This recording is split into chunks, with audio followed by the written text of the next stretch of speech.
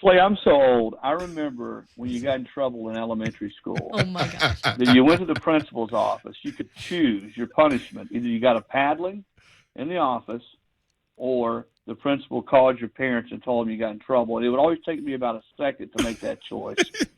That I took the paddling, because I knew the paddling at home would be much worse. Man, without question, all day long. My teacher in Houston, God, what was his name? Anyway, he was like 8 feet tall to me. But anyway, he ended up doing both. He called. I was like, yeah, call my mom, blah, blah, blah, and she'll deal with it later and all this. And she was like, no, go ahead and paddle him. I was like, what? Double whammy. They just did both. It's not multiple Got choice. the short end of the deal there. Hey, Different times now. Yes, it is.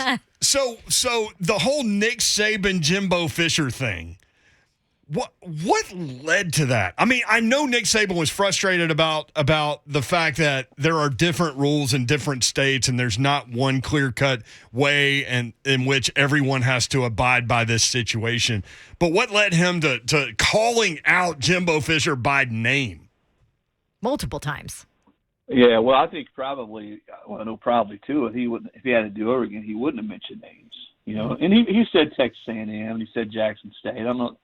Did he say Jimbo Fisher's name? I don't know that he did. No, but he called out the program for sure. Yeah, and I think he had to do over, he would just said in the sport. You guys have all read the reports, what's out there, which is really, that's uncharacteristic of Saban. Because he's typically a lot more.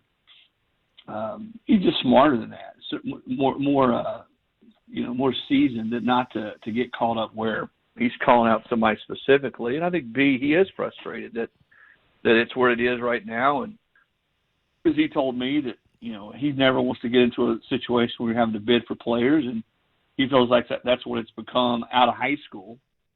And he said, listen, other than singling out anybody, which I did, and I own that, I don't regret anything else I said, because I think it's going to be bad for the sport. It's going to get to the point to where you can't control anything. Just like one of the examples he gave me, he says, if we pay, someone calls and says, listen, coach, we'll come for $3 million. Well, first of all, everybody on their team knows that he's going to be making $3 million coming out of high school. Yep. Secondly, he's making more than everybody on our staff but me. Thirdly, how do you coach that kid?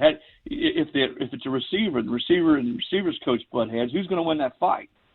Yeah. And probably there's a fourth component to it, no matter where you stand on this topic, that if you pay that kind of cash for a receiver, a quarterback, or whatever, and he's not a star immediately or not a big-time contributor in the first year or two, guess what? The people who paid the cash to get that guy are going to be on your campus, in your office, on the phone, wanting to know, you know what? We got a lot of money invested in this dude. Let's get him on the field.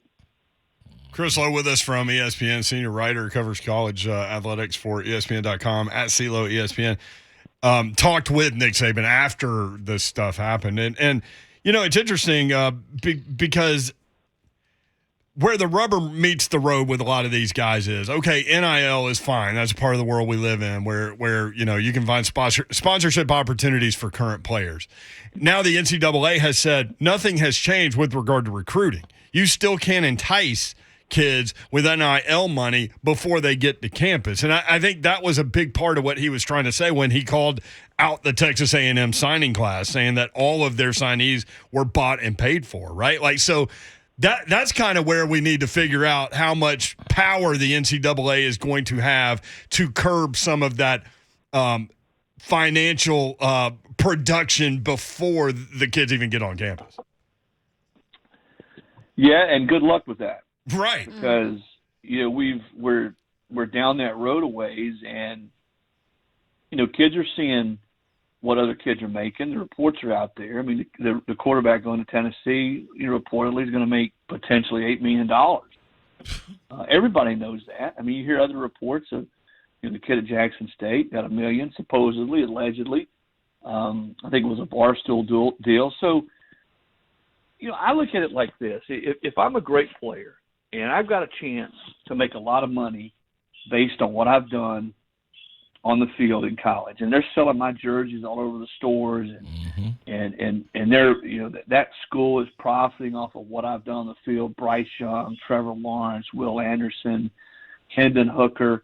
Then I ought to be able to make as much or more as I possibly can when I'm on campus. But to your point, Brent, I think where coaches like Saban are really struggling with this is paying a kid $1 million, hundreds of thousands of dollars before they've taken a snap on a college campus is what they think is just going to completely open up a Pandora's box that no one can figure out what to do with. I do think the leaders in college athletics, Greg Sankey, people like that, have already had some talks with Congress.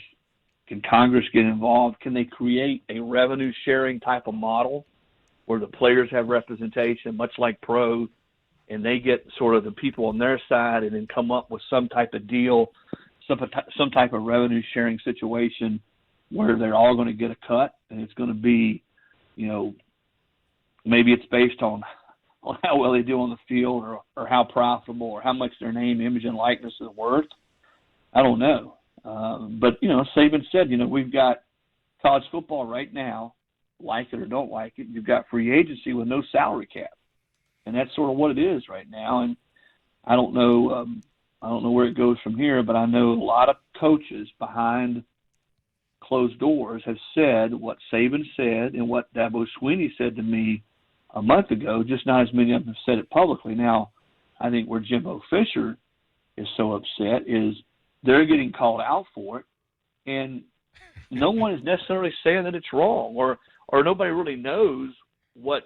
I think he came back out yesterday and said, listen, we only used X amount of NIL deal, or so many guys in this class have current NIL deals, and he feels like his work, his assistants' work, everybody there on campus at Texas A&M, that they've been sort of relegated to just being sitting around and their boosters handing out a bunch of cash, and that's the way they were able to compile this recruiting class. And I think he says, you know what, I'm tired of hearing that, and I'm going to stand up for my guys, the players, their families. And I think the thing that probably is most surprising, though, because I know Jimbo and I know he can be pretty emotional, is when you hear him personally go after Saban the way he did. I mean, guys, I've been doing this for 36 years. I don't know that I've ever heard a coach in a public forum personally attack another coach the way he did Saban. I mean, well, did it was Spurrier? unreal Was there entertainment. anything with Spurrier though? Whenever we talk about coaches attacking like that, Spurrier always comes to mind. Of course, he jumped in on this conversation too. Yeah, imagine that. Right. Especially now. Going in on this rodeo. Yeah. No, Spurrier was more of a poke the bear, rub it in when he beat somebody, or he beat somebody a bunch of years in a row like he did with Peyton Manning in Tennessee. But, personal attacks, calling people a narcissist, and he thinks he's God and he needs to be slapped upside the head. I mean, I never even said that. When Slay was playing at Tennessee, I never said anything that he needed to be slapped upside the head. But no, that Green was might have. Now that Ron Slay needs to be slapped right upside the head. But that's the part that was a little bit. I knew Jimbo was mad. But you know what? He has a right to be mad. Let's step 1,000 feet away and look at this. I would have been mad too if I were him. But you know what I think happened? I think after he went just full fire and brimstone the next day, the story almost became, well, Nick Saban sort of stuck his foot in his mouth, singling out these schools, to Jimbo Fisher just skewered him and got personal and got nasty about it. Yeah. And that's where we are now. This is what I hope comes out of all this. I hope Slay's got enough pull to get me about 12 to 15 tickets for that Texas A&M Alabama game. Right. Slay, I'm going to sell them. And we're going to go to Vegas and have a big time. Oh, man, we can't. October 8th, baby. We'll be in Vegas by the 9th. I mean, do you think there was actual smoke coming out of Greg Sankey's ears when all of this happened? And the SEC spring meetings are this weekend in Destin. And he put a cease and desist on Kiff. That's going to be I'd love to sort of figure out a way to bug that room where the coaches and Sankey do their meeting, because I remember Mike Sly. Remember when Lane and Urban Meyer, and I think Spurrier might have been halfway involved in that deal back in, was it 2009, when they were sort of sniping each other? I don't remember the year, but I remember all that. Yeah. And they go into behind closed doors there, and Mike Slive, our good friend, the late Mike Slive, he's a short man, very, sort of scholarly, professional looking. I remember he told me, he says, he said, I got as mad as I ever got. And I looked at all of them and said, we're going to stop this. And he said, I think I even swore. So I would say Greg Sankey will make it pretty clear that this is not going to continue, the sniping, the going after each other publicly. But you know what? Hey, it's the SEC. It's a big boy league, and you better be ready to, especially now as the game is changing, the landscape is changing. And that's the thing about Saban. I said over and over before. Again, he has adapted. Nick is going on 70. I guess it'll be 71 in October. He has evolved and adapted every step of the way. I guess we're going to find out again, now that we're in this NIL world, how willing he is to adapt and whether he will, because that's sort of where we are. I do think there'll be some kind of structure in place at some point, but it ain't going away completely. I can promise you that.